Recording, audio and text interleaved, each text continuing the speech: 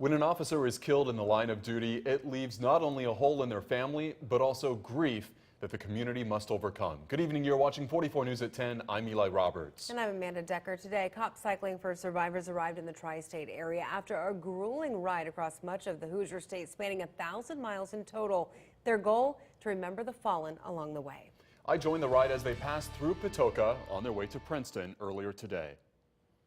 Joe Cox, approximately 6 months ago. Deputy Sarah Jones with Monroe County Sheriff's Office, and her end of watch was October 19th, 2008. It was Lieutenant Gary Dudley, Indiana State Police. Lieutenant Gary Dudley, August 22nd, 2006. He was doing a traffic stop, and Richard Branum, who was the person who shot Mike, he pulled out a gun and shot Mike in the head. It was a call Cindy Walker never thought she'd get, telling her that her husband, only 24 at the time, had been shot. He died the next day.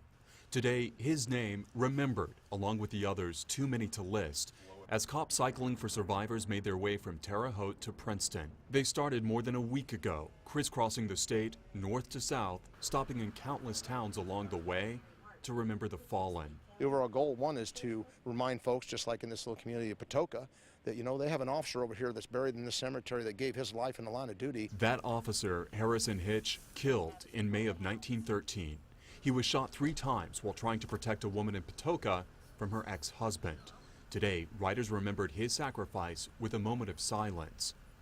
Cycling through the cornfields and hills of Indiana, almost in a state of zen, gives the space to think. It means a lot, especially for something like this, you know, being able to think of the officers and the families that are left behind, and, you know, that's what this is all about. The calm of today's ride stands in stark contrast with the reality that the officers lost so far will likely not be the last. It's a part of the officers' code, serving the community, not thinking of the risk.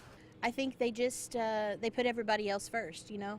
The saying where, you know, they're going into danger when everyone else is going the other way. I knew I wanted to be a trooper when I was a little kid, and I think that's inherent in a lot of police officers. They always knew they wanted to be a police officer when they were growing up. The ride continues tomorrow, going from Princeton to Huntingburg, then making their way over to Jeffersonville before heading back to Indianapolis. That's where the ride started. Riders are raising money for the organization. That cash goes right back to the families of survivors. If you want to donate, head to our website, WEVV.com, for how you can help out.